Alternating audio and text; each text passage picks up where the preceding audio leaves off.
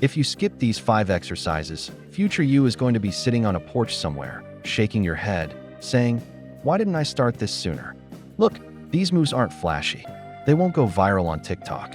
They don't involve resistance bands wrapped around your forehead or doing squats on a balance ball. But they work. They're the reason my students are strutting into their 60s, 70s, and even 80s like they've discovered the secret sauce. While everyone else is groaning, just trying to get off the couch, here's the deal. These movements are like an insurance policy for your knees, your spine, your hips, your balance, and yes, even your confidence. They build the kind of strength and mobility that weight training alone just doesn't cover. Think of it as the stuff that keeps you moving like a ninja, even when you're collecting Social Security. All right, enough chit-chat. Let's get into the 5 movements before your knees fall asleep just from reading this. Number 1, handstands. Yep, with a wall. Now look, handstands aren't just a cool party trick to impress your nephew. They're basically a full-body lie detector test. They reveal everything: shoulder mobility, scapular control, core engagement, wrist strength, and most importantly, how well you handle sheer panic. Because going upside down, yeah, it's not just physical, it's emotional. It's like therapy, but gravity is your therapist, and she's not gentle. Most people think training for a handstand is just about kicking up and hoping for the best. Spoiler alert, that's not training, that's gambling. And the house, aka gravity, always wins. If you don't have shoulder prep, rib and core control, or even a basic idea of what your spine is doing, then congrats. You've just launched yourself into a wall with all the grace of a flying potato. Here's the truth. The handstand isn't really about the handstand. It's about the process, learning how to build structure. You need to train every little piece: shoulder mobility, scap control, rib tuck, wrist integrity, core compression. Basically, it's a jigsaw puzzle of body parts all needing to work together while you try not to scream upside down. You don't start vertical, you start horizontal. You earn the wall. You build the shape on the ground. Then you graduate to wall holds, box holds, shoulder taps, and eventually that magical unicorn. The freestanding handstand. I remember the first time I tried chest to wall. I didn't even make it to the wall. My ribs flared, my neck jammed, and my brain started filing an emotional support claim. It wasn't falling I was scared of, it was the truth. And handstands, they don't lie. They expose every weakness and demand every ounce of awareness you've got. But that's what makes them powerful. Because once you learn to organize your body upside down, you gain control in every other direction. You stop defaulting to fear when the floor disappears. Whether that's in the gym or in life, the handstand is not about the handstand.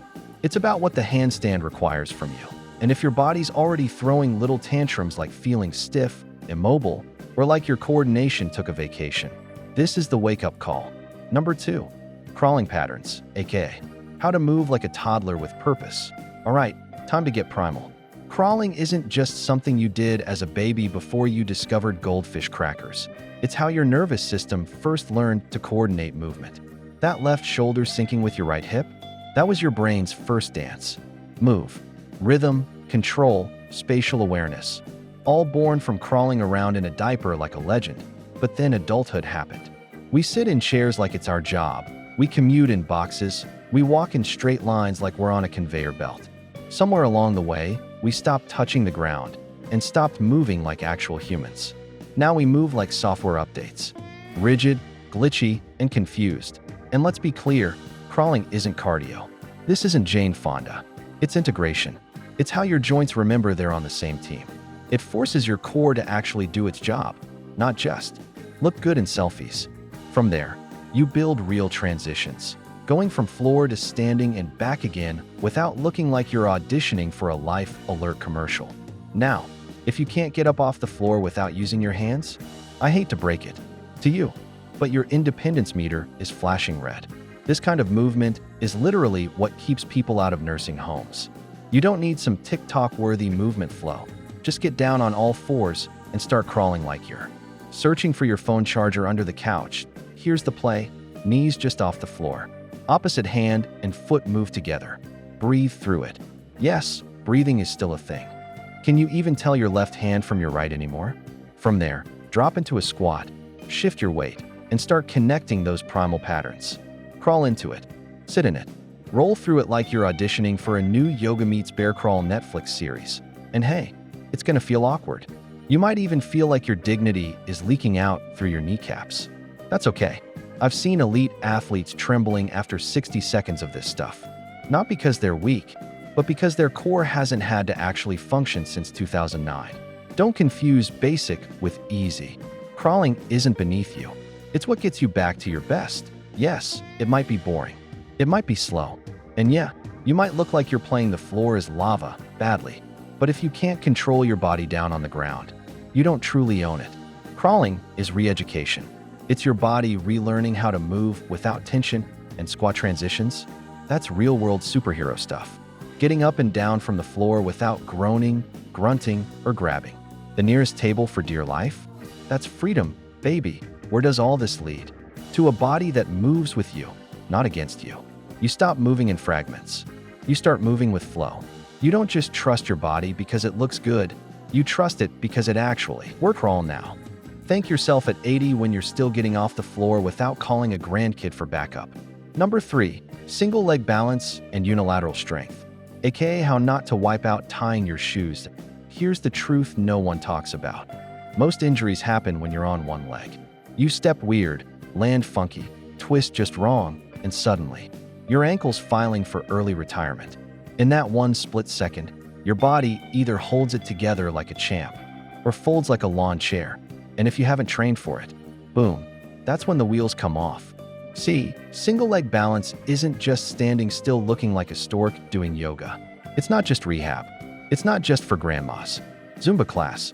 It's your body's real-time ability to stabilize, correct, and say nah, not today to injury. And here's what most folks miss. Balance is strength.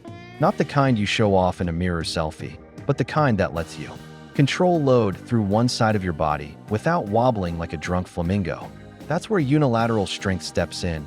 Split squats, step-ups, curtsy lunges, reverse lunges, airplane deadlifts. Basically the Avengers of balance training. These aren't extra exercises. They're essential. Why? Because they don't just build muscle, they rat you out. They reveal imbalances, like which ankle folds under pressure, which hip checks out early, or which knee is quietly plotting against you.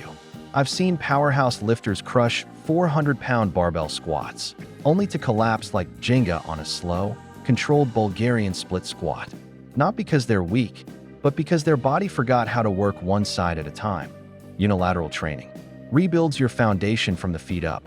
You teach your arch how to hold its ground, your knee how to behave in every direction, and your hip how to lock in while your upper body's off doing the Macarena. Add in balance drills with weights.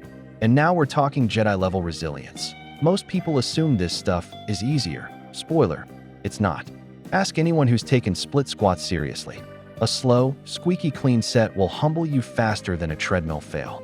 Holding a Romanian deadlift with arms out like airplane wings while you balance, rotate, and breathe, that's not fitness. That's a trust fall with your nervous system, and that's the secret. This isn't about stillness. It's about stability. It's about training your joints, muscles, and reflexes to handle real life, the kind where symmetry is a myth. And balance is the difference between sticking the landing and face planting into your coffee table. Where does this take you? You fix those sneaky left-right imbalances. You upgrade hip stability and foot control. You stop favoring your good side. You know the one. And most importantly, you stop getting surprised when life gives you a shove off center. Because real life, it happens one leg at a time. Number 4, dynamic backbends and spinal extension, aka unfolding yourself from the office chair of doom. Let's be honest. Most people today move like they've been folded in half since 2007.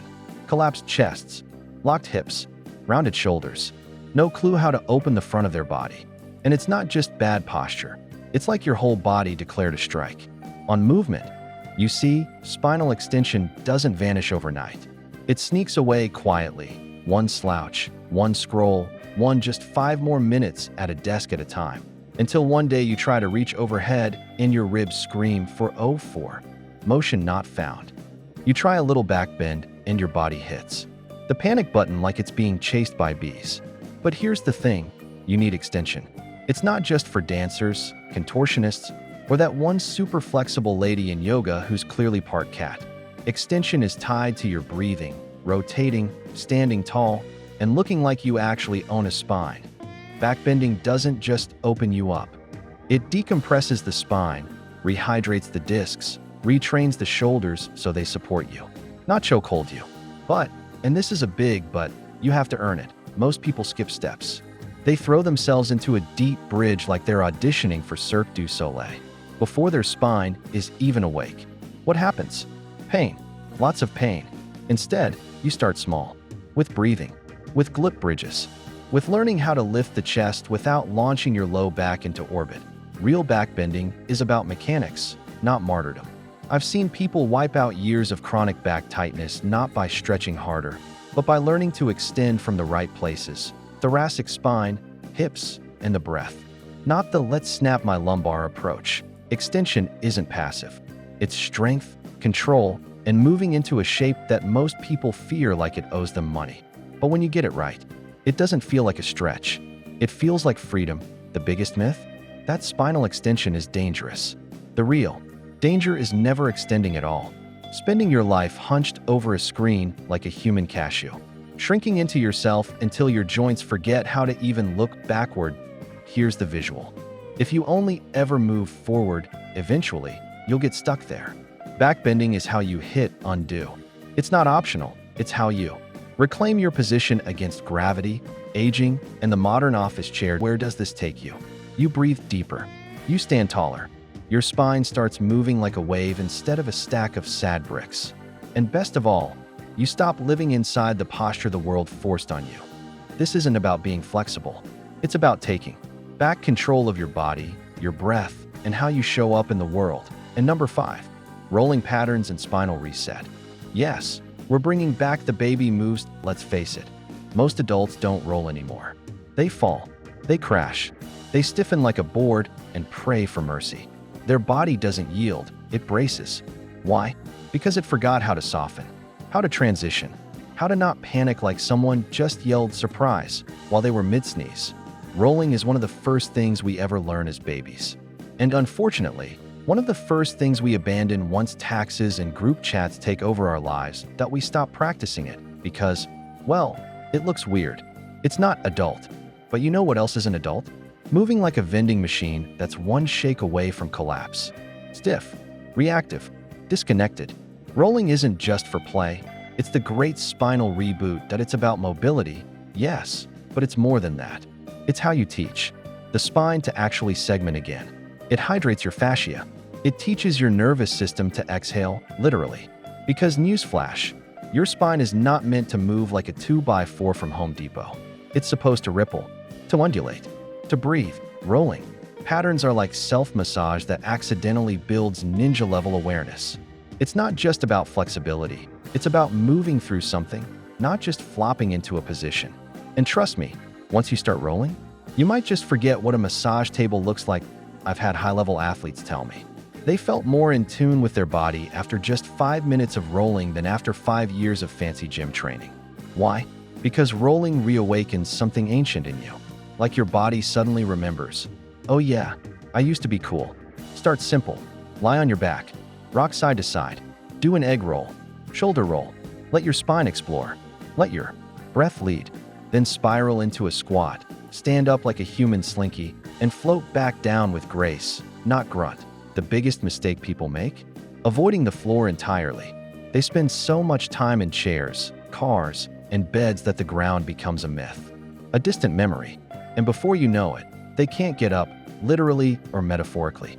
Think of rolling like your nervous systems. Reset button. No reps, no weights, no fancy gear. Just your body, your breath, and some open floor space. Pets may interfere, be warned. So where does rolling take you? You stop bracing every time life throws a curveball. You eliminate that deep stiffness that stretching couldn't budge. You reconnect your spine to your breath. You learn how to fall, roll, and rise without fear, without flailing. This is your body's way of saying, hey, I remember how to feel good. So now you've got a choice. Build a body that lasts, or keep dragging around one that feels like it's buffering. You've got the tools now.